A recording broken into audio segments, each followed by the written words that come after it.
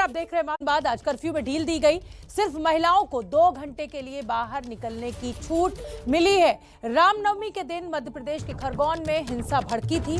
रामनवमी की शोभा यात्रा के दौरान जुलूस पर पथराव किया गया था और उसके बाद दोनों तरफ से एक दूसरे पर पत्थर फेंके गए थे। देखते ही देखते हिंसा की घटनाएं इतनी तेजी से बढ़ी कि हालात बेकाबू हो गए। प्रशासन को हालात काबू करने के लिए कर्फ्यू लगाना पड़ा और आज 4 दिन बाद छूट दी गई। 2 घंटे की ये छूट दी गई और सिर्फ महिलाओं को इजाजत थी बाहर निकलने की, ताकि रोजमर्रा का सामान वो खरीद सकें, दूध, फल, सब्जी, पानी वो खरीद सकें। तो 3 बजे से कर्फ्यू में ढील, सिर्फ 2 घंटे के लिए बाहर निकलने की इजाजत। मध्य प्रदेश के खरगोन में 4 दिन बाद इस कर्फ्यू में ढील मिली है। ये वो तस्वीरें हम दिखा रहे हैं आपको जब हिंसा ये भड़की थी खरगोन में। रामनवमी की शोभा यात्रा निकाली जा रही थी, उसके ऊपर पथराव शुरू हुआ और उसके बाद दोनों समुदाय आमने सामने, और ये इतनी ज्यादा बढ़ गई कि प्रशासन को कड़ी मशक्कत करनी पड़ी इस पर काबू पाने के लिए और कर्फ्यू लगा दिया गया। 4 दिन बाद अब कर्फ्यू में 2 घंटे की छूट दी गई है। और हम आपको बता दें कि खरगोन में हुई हिंसा में घायल हुआ शिवम जिंदगी की लड़ाई लड़ रहा है। बेहोशी की हालत में उसे इंदौर के सीएचएल अस्पताल में भर्ती कराया गया है। डॉक्टर्स की टीम शिवम की देखभाल कर रही है। हालांकि शिवम अभी तक होश में नहीं आ सका है। शिवम रामनवमी के दिन हुई हिंसा का शिकार हो गया था। 36 घंटे बीत जाने के बाद भी शिवम की हालत में किसी तरीके का कोई सुधार नहीं दिख रहा है। ये 2 तस्वीरें आपके सामने, पूरी तरह से स्वस्थ शिवम, बहुत कम आयु का ये नौजवान, और हमले के बाद जो स्थिति है हॉस्पिटल में वो आप तस्वीरों में आप देख सकते हैं। और मेरे सहयोगी ब्रजेश राजपूत हमारे साथ जुड़ रहे, ज्यादा जानकारी लिए हुए, और शिवम के जो परिवार वाले हैं वो भी मेरे साथ जुड़ेंगे और उनसे भी बातचीत करेंगे। लेकिन उससे पहले मैं ब्रजेश का रुख करना चाहूंगी क्योंकि खरगोन में 4 दिन बाद 2 घंटे की ढील दी गई है ब्रजेश, तो एक बड़ी राहत है। लेकिन अभी भी कोई रिस्क नहीं लेना चाहती पुलिस और इसीलिए सिर्फ महिलाओं को बाहर निकलने की इजाजत। आप बिल्कुल सुबह सही कहा आपने। खरगोन के लिए आज राहत का दिन है क्योंकि सुबह 10 से 12 की छूट दी गई थी सिर्फ महिलाओं के लिए, जिससे कि महिलाएं जाके अपना जरूरी सामान खरीद पाएं, और फिर अभी 3 से 5 बजे फिर छूट दी गई है। वजह यही है कि पिछले दिनों कोई ऐसी बड़ी वारदात नहीं हुई है। पुलिस प्रशासन यहाँ पूरी तरह अलर्ट है, मगर चूंकि रमजान भी चल रहे हैं, त्योहारों का मौसम है, इसलिए लोग ज्यादा परेशान ना हो पाए, इसलिए महिलाओं को छूट दी गई कि वो बाजार में जाके निकल के अपना सामान खरीद सकें और खरीद के वो भी पैदल ही जा सकें, कि किसी गाड़ी का उपयोग ना करें। तो फिलहाल यहाँ के जो, और ये भी कहा गया है कि जो महिलाएं अपने मोहल्ले के बाजार से ही सामान खरीदें, किसी दूर ना जाएं। तो हम देख रहे हैं यहाँ पूरे गलियों में चहल पहल है, लोग अपने मोहल्लों में आ रहे हैं, जा रहे हैं, और जो जरूरत का सामान है, किराने की, मेडिकल की, इन दुकानों पर भीड़ अभी उमड़ पड़ी है। जी, बहुत बहुत धन्यवाद ब्रजेश राजपूत इस पूरी जानकारी के लिए। तो सिर्फ महिलाओं को बाहर निकलने की छूट दी गई और जैसे कि मेरे सहयोगी ब्रजेश राजपूत बता रहे हैं कि बड़ी संख्या में महिलाएं बाहर निकली हैं रोजमर्रा का सामान खरीदने के लिए, और खास तौर पे दवा की दुकानों पर भीड़ देखने को मिल रही है। हम आपको बता दें कि खरगोन में जो हिंसा हुई थी उसमें शिवम नाम का लड़का घायल हुआ था, जिंदगी की लड़ाई लड़ रहा है इस समय शिवम अस्पताल में। बेहोशी की हालत में उसे इंदौर के सीएचएल अस्पताल में भर्ती कराया गया। 2 तस्वीरें आप देखिए और दुखद है ये तस्वीरें। एक तस्वीर वो जिसमें शिवम पूरी तरह से स्वस्थ और हंसमुख खुश दिखाई दे रहा है, और दूसरी तस्वीर वो जहां वो जिंदगी और मौत से आईसीयू में सीएचएल अस्पताल में इंदौर के लड़ रहा है। तो हम आपको बता दें कि पिछले हफ्ते देश के अलग अलग हिस्सों में हुए दंगों ने देश को झकझोर कर रख दिया। खरगोन से लेकर राजस्थान का करौली दंगों की आग में झुलस गया। खरगोन में शिवम के ठीक होने के लिए उसके परिवार के साथ साथ दोस्त और रिश्तेदार, पूरा देश दुआएं कर रहा है। हमारे साथ शिवम के जो कजिन है, यानी उनके मामा के लड़के मंथन जोशी जुड़ गए हैं। मध्य प्रदेश के चिकित्सा शिक्षा मंत्री विश्वास सारंग भी हमारे साथ जुड़ेंगे। इसके अलावा राजस्थान के करौली में हुए दंगों में 18 लोगों की जान बचाने वाली मधुलिका जौदान भी हमारे साथ जुड़ी हुई है। मैं सबसे पहले कि मंथन का रुख करना चाहूंगी, जो कि शिवम, जो कि घायल है इस समय अस्पताल में, जिंदगी मौत से लड़ रहे हैं, उनके फर्स्ट कजिन है। मंथन, मैं सबसे पहले तो यही जानना चाहूंगी कि डॉक्टर्स क्या कह रहे हैं, क्या शिवम की स्थिति में कुछ सुधार हुआ है, और जब वो घायल हुए, मतलब वो बेहोश थे, तब उनको अस्पताल में भर्ती किया गया, क्या जानकारी आपको मिल रही है, परिवार को मिल रही है?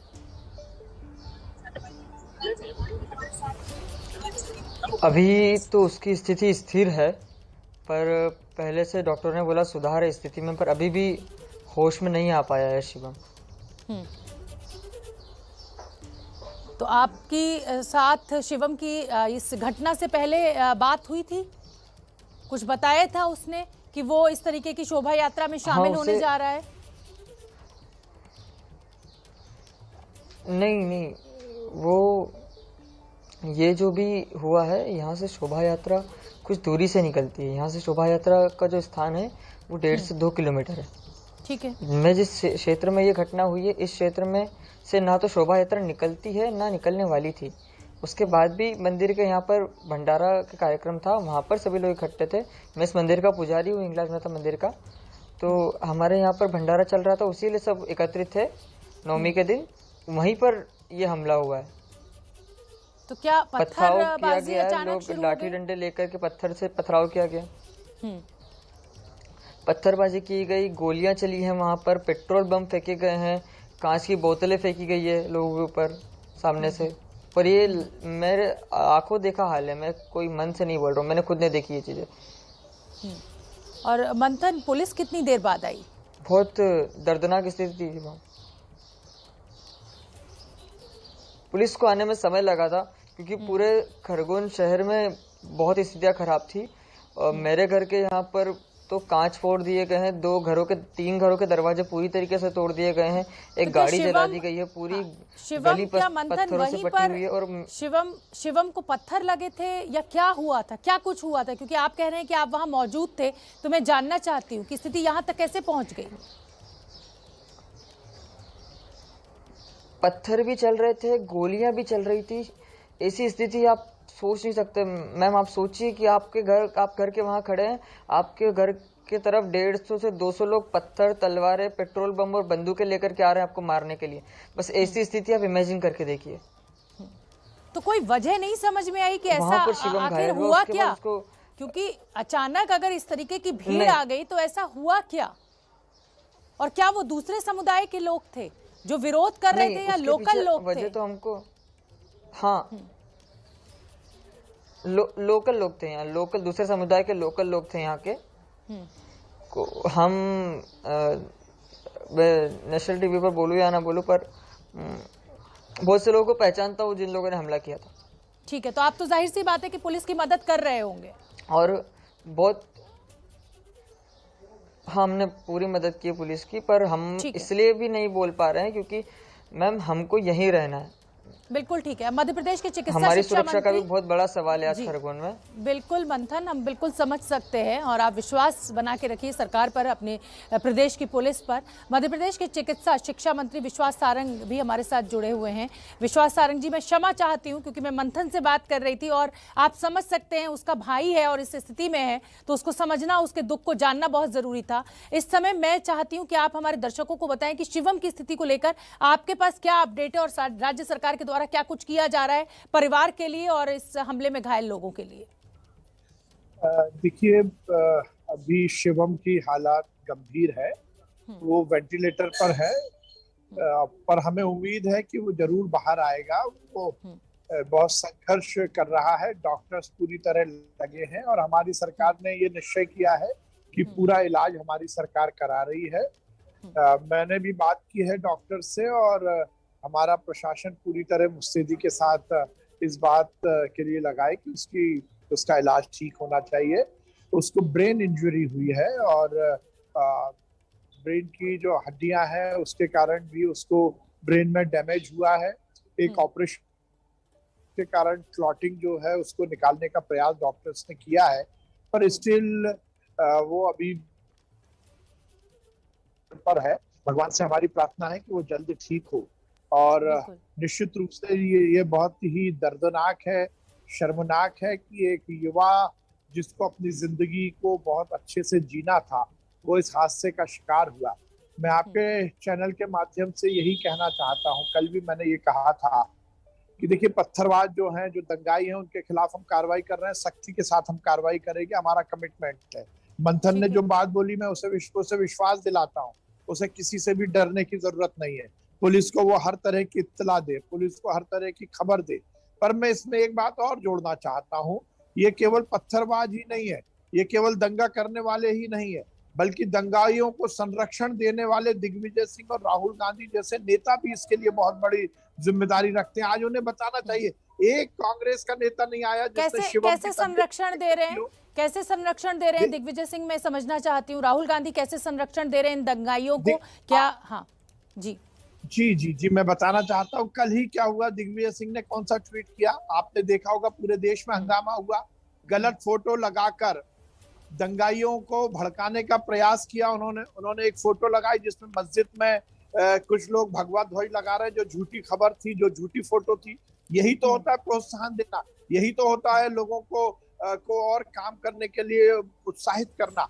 राहुल गांधी कह रहे हैं बिना किसी बात के, आज शुभम के मामले में राहुल गांधी का ट्वीट नहीं आया, कांग्रेस के किसी नेता का ट्वीट नहीं आया, जाकिर नायक के साथ दिग्विजय सिंह अपनी गलभैया करते हैं। बिल्कुल विश्वास सारंग जी, देखिए राजनीति होती रहेगी, लेकिन इस समय क्योंकि शिवम जिंदगी मौत से जूझ रहा है, मंथन हमारे साथ लाइव है, तो मैं चाहती हूँ कि इस समय आरोप प्रत्यारोप से हम बचें। और अब मैं जी मेरा निवेदन है, मुझे लेट मी फिनिश जी। मैं ये कह रहा हूँ कि क्यों वो लोग आगे नहीं आ रहे जो पत्थरबाजों पर जब हम कार्रवाई कर रहे थे तो हमारी सरकार पर उंगली उठा रहे थे। अरे तो सर सत्ता में तो आप बैठे हैं ना, कार्रवाई तो आप करेंगे, पुलिस आपकी है, प्रशासन आपका है, विपक्ष से क्या उम्मीद है? आप उनको जो करना है करने दीजिए, आप अपना प्रदेश संभालिए और अपने जो शिवम का उपचार चल रहा है वो अच्छी तरह कीजिए। छोटा सा जवाब आपसे चाहूंगी, क्या दिल्ली शिफ्ट किया जा सकता है? क्या अच्छे बेहतर उपचार के लिए क्या दिल्ली का फैसला ले सकती है आपकी सरकार? अभी वो वेंटिलेटर पर है और चिकित्सक जो सलाह देंगे, देखिए हम इतनी सेंसिटिव इशू पर अभी यहाँ पर टिप्पणी करना ठीक नहीं है, ये मेरा और आपका विषय नहीं है। चिकित्सक उसको पूरी टीम, चिकित्सकों की टीम उसको देख रही है, वो जो सजेस्ट करेगी, हमारी सरकार कमिटेड है, उसको जहां ले जाना होगा ले जाएंगे। पर अभी ठीक है विश्वास सारंग जी, मेरे साथ और भी मेहमान इस पैनल पे मौजूद हैं। मधुलिका जादौन जी हैं, जो राजस्थान के करौली में जब दंगे हुए तो मधुलिका जी ने 18 लोगों की जान बचाई। मधुलिका जी, पहले तो मैं आपको सलाम करूंगी, एबीपी न्यूज आपको सलाम करता है कि आपने 18 लोगों की जान बचाई। क्या कुछ हुआ वहां पर, आप बताएंगे हमारे दर्शकों को? जी हाँ, मैं उस टाइम में अपनी शॉप पे थी और उस टाइम में हल्ला हो रहा था, तो मैंने नीचे सारी दुकानों की शटर गिरने लग गई, तो मैं बाहर निकली और मैंने उनसे पूछा कि भाई क्या हो गया, तो वो लोग बोले कि बाहर में दंगा हो रहा है, ये हो रहा है, वो हो रहा है। तो वो लोग बाहर जाने लगे, तो बाहर जैसे शटर के बाहर निकले, लेकिन क्या है कुछ लोग इधर से निकल रहे थे, तो उनके डर की वजह से वो लोग वापस अंदर आ गए। तो उन्होंने कहा दीदी हमें तो बचा लो, वो सीढ़ियों में पहले आके छुप गए। तो मैंने क्या किया कि जो मेन गेट है, मेन चैनल गेट है, उस पे जाके मैंने लॉक लगाया, उन लोगों को ऊपर लाके बैठाया अपने रूम में और उनसे कहा कि आप यहाँ पे बैठे रहो, आपको कोई डरने की बात नहीं है, ऐसा कुछ भी नहीं है जो कि आप डर सकते हो। उसमें हिंदू भी थे, उसमें मुसलमान भी थे, सभी थे, हम साथ में ही काम करते हैं और मेरी भी शॉप है वहाँ पे। हम लोग साथ में ही बैठते हैं दिन और रात, मतलब शाम तक। जी, तो कौन लोग जिम्मेदार हैं? क्या ये बाहर इलाके के बाहर से लोग आए थे या वहीं लोकल लोग थे? मुझे ये नहीं पता मैम कि कौन थे, लेकिन मैं तो अपनी शॉप पे थी, मुझे ये इतना मालूम है। और बाहर हल्ला हुआ था तो मैं निकली बाहर और मैंने देखा शटर बंद हो रही है, फिर मैंने उन लोगों को अंदर लिया। बोले, मैंने कहा कि भाई वो कहने लग गए कि दीदी हमें बचा लो, तो मैंने कहा कि ठीक है आप लोग ऊपर आ जाओ। मैंने तुरंत जाके नीचे चैनल गेट बंद कर दिया। मैं तो जानती भी नहीं हूँ बाहर के लोगों को कि यहाँ कौन है।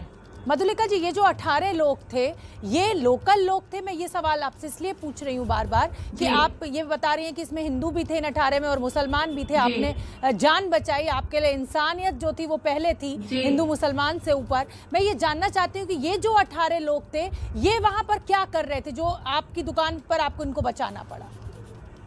ये इनकी शॉप नहीं, इनकी दुकानें हैं इस जगह पे। अच्छा। जहाँ नीचे ये सेकंड फ्लोर, फर्स्ट फ्लोर पे दुकानें थी इनकी, तो इस मॉल के अंदर 18-20 दुकानें हैं और दुकानें बंद थी। और एक मोमडन की दुकान पे काम चल रहा था फर्नीचर का, उसके यहाँ काफी लोग थे।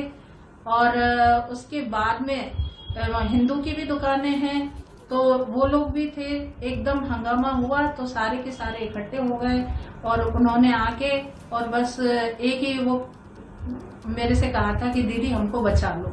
तो बस मेरा यही फर्ज बनता है, इंसानियत, या वो हिंदू हो या मुसलमान हो, मेरे लिए सब भाई भाई है।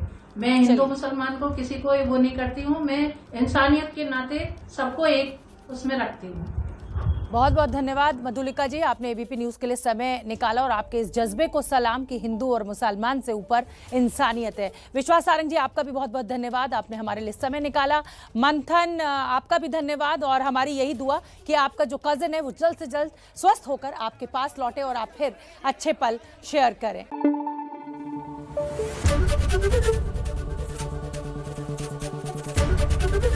एबीपी न्यूज आपको रखे आगे।